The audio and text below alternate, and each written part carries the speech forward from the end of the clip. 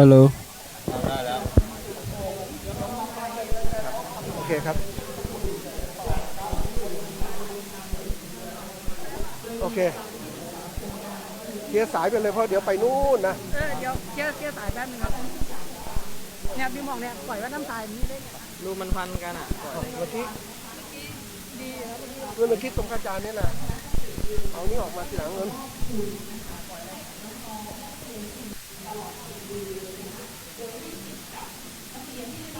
เอาไงเดี๋ยวแกะตรงนี้ก่อนเลย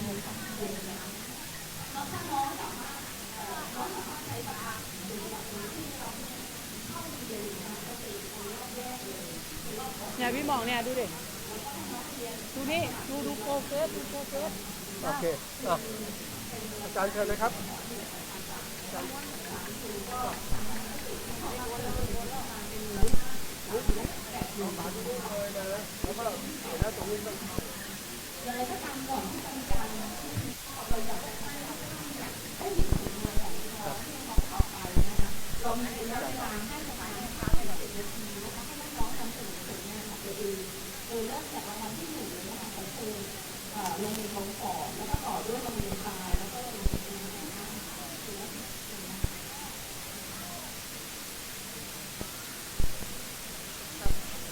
พร้อมยัง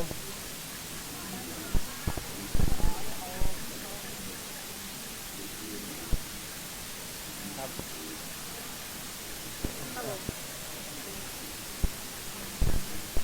1 2 3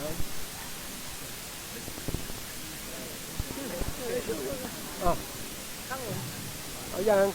ครับจะอยู่ตรงนี้เหรอผมสัมภาษณ์คุยครับทุกเนี่ยตรงนี้อาจารย์เข้ามานิดนึงก่อนคุณลูกถ่ายตรงนี้นะอันนี้เป็นงานที่ว่าสำคัญเข้านะ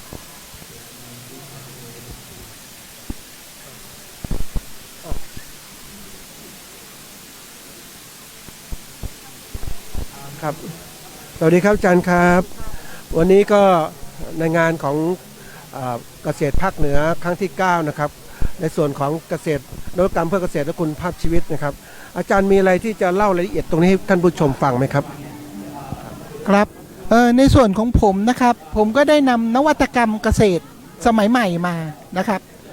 วันนี้นะครับที่เราจะเสนอก็จะเป็น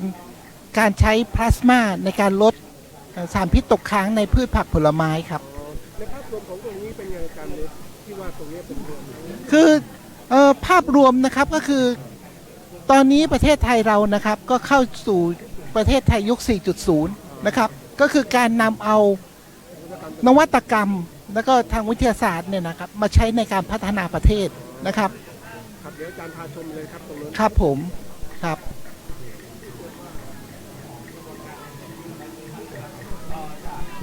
ตรงนี้เป็นคลินิกเกษตรนะครับ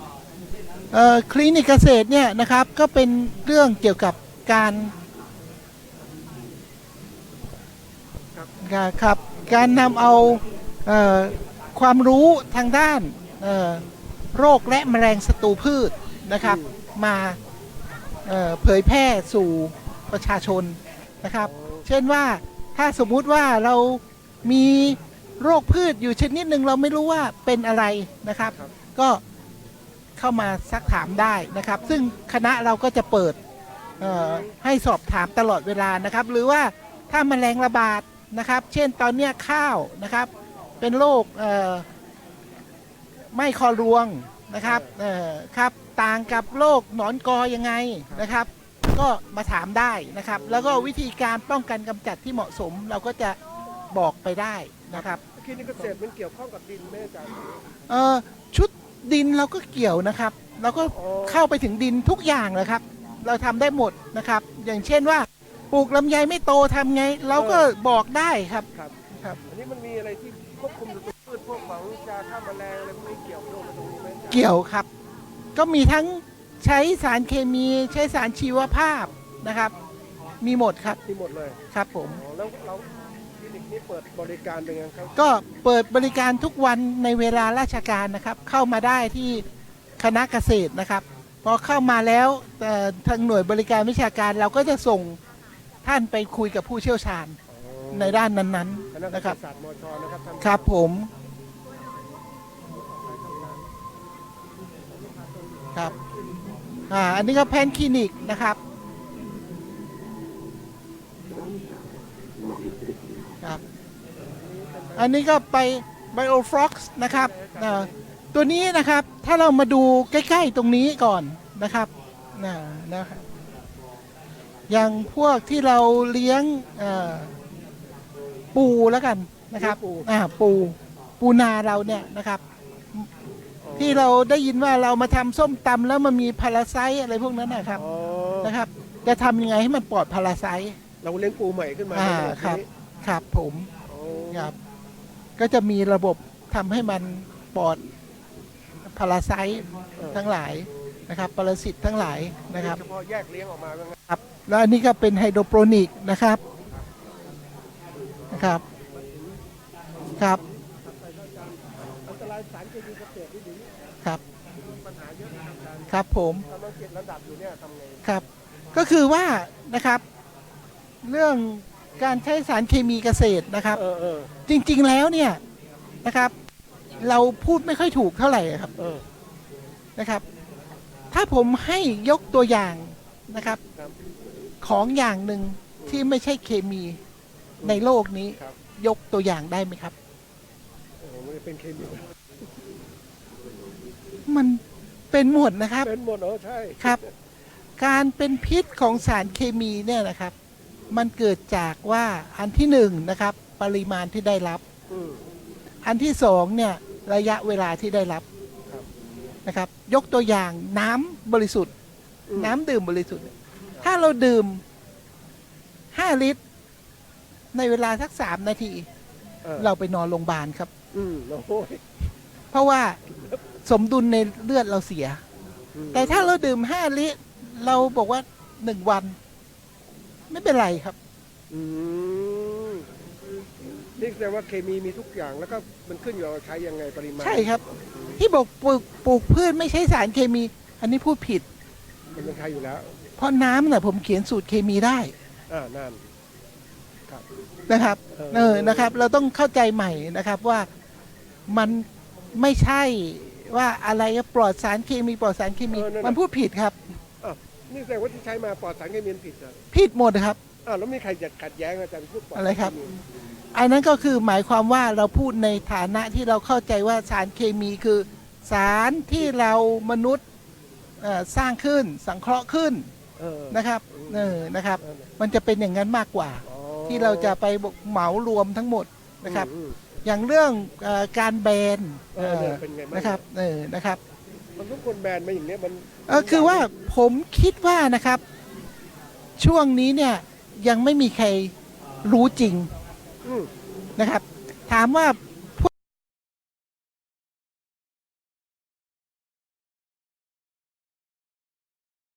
คุณกล้าพูดไหมว่าผลกระทบจริงๆมีอะไรนะครับ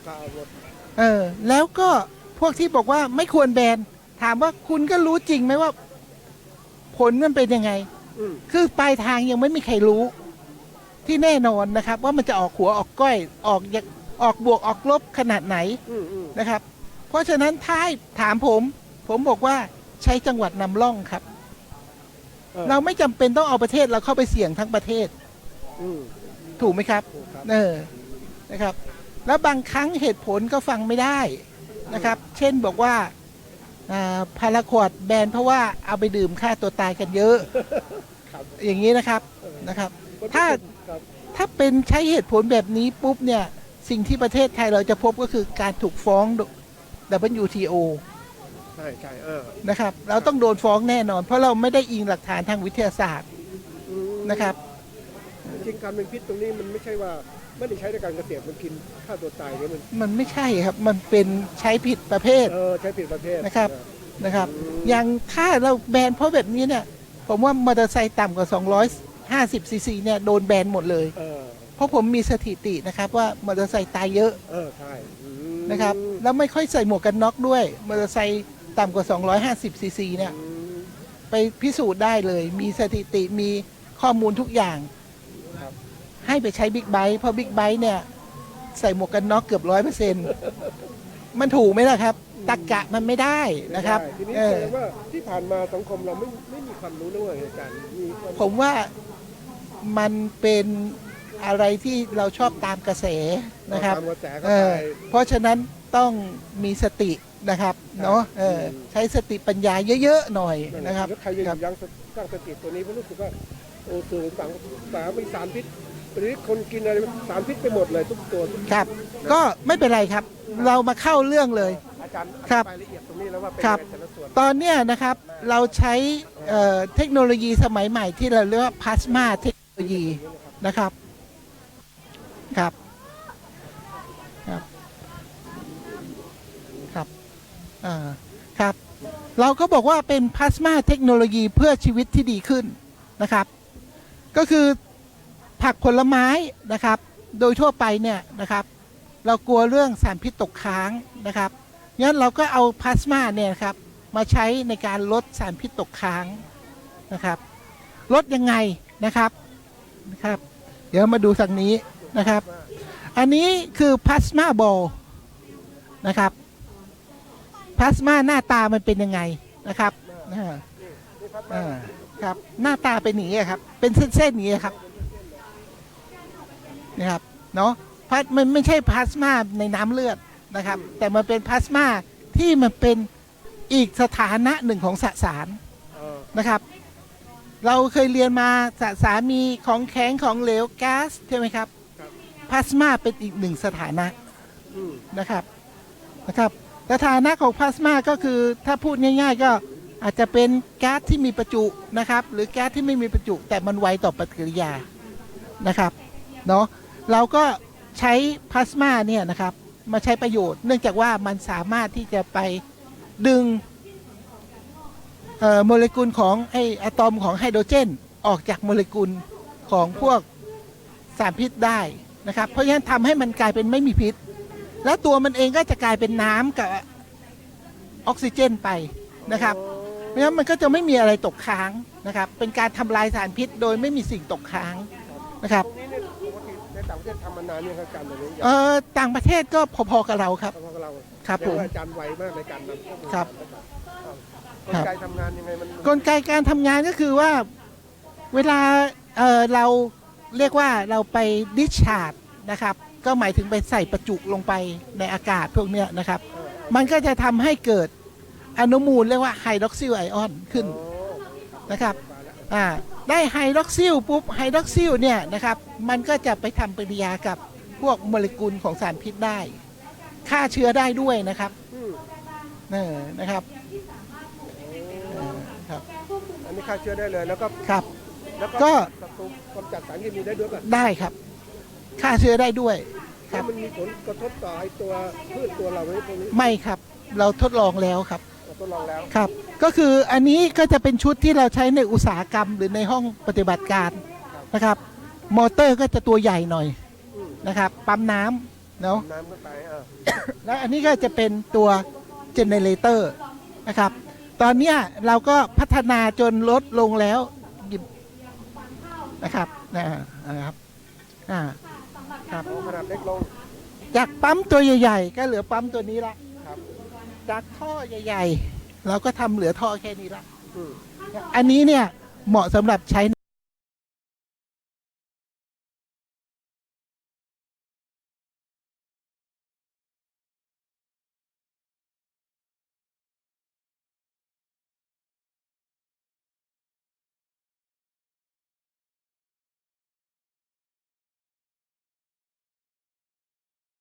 ในครัวเรือน เรือนนะครับปุ๊บมันนับปั๊บครับ โอ้งั้นก็ดีกว่าไปล้างเอาไปล้างอย่างอื่นเลยอาจารย์ ดีกว่าครับ แล้วก็ไม่มีสารพิษอะไรตกค้างจบ จบ ครับ อันนี้ออกมา อันนี้งานนี้เราให้เปิดจองซื้อแล้วครับ มาจองซื้อแล้ว ครับ ราคา 3,999 บาท ที่ไหนเขาอาจารย์ ที่นี่ครับมาจองได้ครับ ที่ไหนเขาชื่อมีเว็บไซต์มีอะไรไหมอาจารย์ ไม่มีครับเราพิเศษเฉยๆเราเอามาให้คนได้ลองใช้กัน ถ้าติดต่อ อันนี้ อาจารย์ ติดต่อที่นี่เลยครับ เดี๋ยวในงานนี่เหรอ ในงานนี้เลยครับ นอกงานก็ไม่ขายนะครับ อ๋อน อกงานนี่เดี๋ยวจะยกให้บริษัทไปขายแทน อาจจะแพงกว่านี้ แพงก ครั ว่า บ นี้ ครับ อันนี้เป็นส่วนพัฒนาของ ครับ ทุนของเราหรือว่าทุนของภาครัฐหรือว่าของเอกชนร่วมด้วย ไม่มีภาครัฐไม่มีเอกชนครับ ทุนผมเลยครับ โอ้อาจารย์ทำเองเลย ครับผม โอ้ยจริงเป็นครับ นวัตกรรมที่ดีมากเพราะฉะ ครั นั้ บ น ผม สารเคมีก็ไม่เป็นพิษเลยครับ ไม่เป็นพิษแล้วครับ ไม่มีสารเคมีที่ไป เพ ยุ่ ราะ ง ฉะนั้นถ้าเป็นไปนี้อย่างนี้ก็ไม่จำเป็นต้องแบนสารพวกสารก็กำจัดพืชเป็น คือเรามองในแง่องค์รวม นะครับเนาะแล้วเราก็ยังไม่มีใครข้อมูลที่แท้จริงว่าเราจะฟันธงได้ว่า อันนี้ควรอันนี้ไม่ควร เพราะฉะนั้นการที่เราจะมาแบนตอนเนี้ยนะครับ โดยที่เราไม่ทำการศึกษาใช้จังหวัดนำร่อง ซึ่งมีหลายโครงการเราใช้จังหวัดนำร่องนะครับ เป็นพื้นที่ ครับ เข้าไป ครับ เราไม่จำเป็นต้องเอาประเทศเราทั้งประเทศเข้าไปเสี่ยง ครับ นึกออกไหมครับ อืม ก็ใช้เป็นจุดๆเสี่ยงดูนะครับ ใช่ แล้วดียังไงผลมีผลกระทบยังไงลำบากตรงไหนติดขัดตรงไหน เราไปแก้สิครับ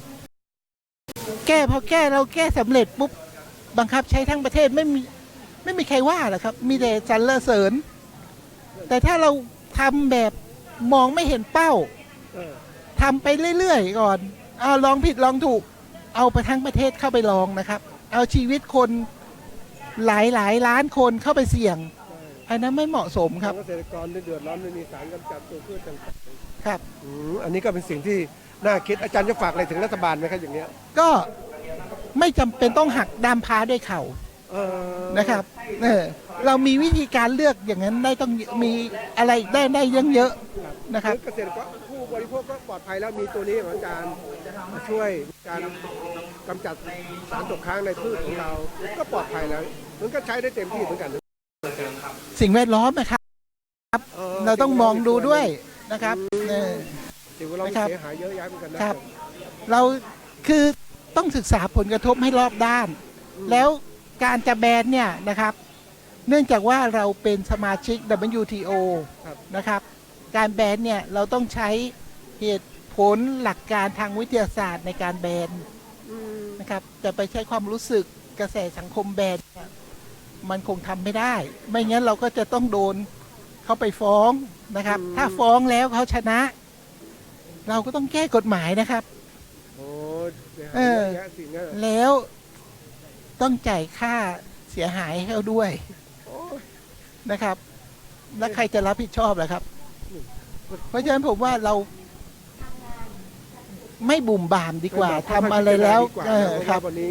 รู้สึกข่าวว่าไปด้าน เรายังมีทางเลือกอีกเยอะครับ อันนี้เหมาะสม ครับ นะครับนี่ถามเป็นความรู้นิดหนึ่งว่าเมื่อเครื่องเนี้ยดูถ้าสภาพอย่างนี้ปุ๊บเนี่ยกรณีน้ำเสียจากครัวเรือนที่มีสารปนเปื้อนต่างๆเนี่ยเรากำจัดพวกนั้น เรา ก่อนไหม่เติม อันนี้เติมบรรจุในน้ำใช่ไหมให้เกิด ใช่ครับ อันนี้ลดน้ำเสียได้ด้วยครับ นั่นนะสิ เพราะมันฆ่าพวกแบคทีเรียอะไรที่เราไม่ต้องการได้ด้วยครับ กำจัดน้ำเสียกำจัดสารเค ค มี รับ ออกด้วย ครับ เอ้ยผมว่าเหมาะนะอาจารย์ทดลองใหญ่ยัง ยังครับ น่าจะทดล ตอ อน ง นี้ ว่า ตอนนี้เราทดลองในแง่ของอุตสาหกรรมพวกโรงแพ็คนะครับ โรงแพ็คแล้วก็เราก็พัฒนาเข้ามาในครัวเรือนนะครับ อ๋อสิ่งที่มันกำจัดไปแล้วหลังจากที่มันเอา คือถ้าเป็นน้ำเสียเนี่ยมันก็จะได้ตะกอนออกมา มาจากกรโอเค ครับ ก็จัดการเรื่องตะกอน แล้ว ไป พวกของที่มันเป็นสารเคมีที่ปนเปื้อนใน มันก็ พืชของเรา มันก็โดน ตะกอนออกมา มันก็โดนออกซิไดซ์หายไปเลยครับ อ๋อจะหายไปเลย ครับ โอ้ยนี่ก็กลับสู่สภาพดั้งเดิมเหมือนสิอาจารย์ ครับ เพราะว่าส่วนใหญ่แล้วพวกนี้ก็จะเป็นคาร์บอนออกซิเจนไฮโดรเจนโมเลกุลอยู่แล้วนะครับ พวกนี้มีฟอสเฟตมีอะไรพวกนั้น อันนี้ถ้าทาง มันก็ไปทำลาย เป็นนวัตกรรมใหม่ในงานเกษตรไหมอาจารย์ ก็เป็นนวัตกรรมใหม่ครับ เราก็เลยเอามาโชว์ อ๋อ ครับ ครับผมก็ถือว่าเหมาะนะครับท่านผู้ชมอันนี้ก็เป็นอยากจะดูงานชิ้นนี้นะมาที่ไหนอาจารย์มาที่ มาที่งานเกษตรภาคเหนือนะครับ ตอนนี้เราก็เปิดงานกันตั้งแต่7ถึง11นะครับพฤศจิกายนนี้นะครับ 9 โมงถึง 9 โมงถึง3 ทุ่มครับ ทุ่มนะครับ ครับผม มีแค่ถึงวันที่11นะครับ ครับ แต่หลังจากนี้จะมีโชว์อีกไหมอาจารย์เพราะว่าทุกสิ่งน่าสนใจอาจารย์ตรงนี้ หลังจากนี้ก็คิดว่าก็มีบริษัทมาติดต่อแล้วนะครับ ใช่ ครับ แต่ผมบอกเขาว่าผมจะเอามางานนี้ก่อนนะ เหมาะเลยจริงๆนะเนี่ย ครับผม การกำจัดสารเคมีในพืชผักต่างๆ แล้วไม่พอยังสามารถกำจัดในน้ำเสียต่างๆ โอ้มีคุณค่ามากอาจารย์ถือว่าช่วยสิ่งแวดล้อมด้วยนะครับ ครับผม มีอะไรจะฝากท่านผู้ชมไหมครับอาจารย์ ก็ อย่าลืมนะครับงานวันเกษตรของเรานะครับ7-11 พฤศจิกายนศกนี้นะครับที่ศูนย์แสดงสินค้านานาชาตินะครับจังหวัดเชียงใหม่ครับ ผมครับในนามของสถานีนะครับโทรทัศน์วัดประหินนะครับเพื่อสังคมเรานะครับก็ขอขอบคุณอาจารย์ธนชัยพันเกษมสุขมากนะครับที่ให้ความรู้กับท่านผู้ชมนะครับสำหรับท่านผู้ชมที่สนใจนะครับยังไงก็ตามเชิญมางานด่วนนะครับในงานวัดประหินแล้วก็ถ้ายังอยากจะตามความรู้เรื่องนี้อีกนะครับก็มาที่คณะภาควิชาพืชสวนคณะเกษตรศาสตร์มหาวิทยาลัยเชียงใหม่นะครับเชิญนะครับอันนี้เป็นเท่าที่ดูแล้วเนี่ยเป็นนวัตกรรมใหม่จริงๆแล้วมีคุณค่ามาก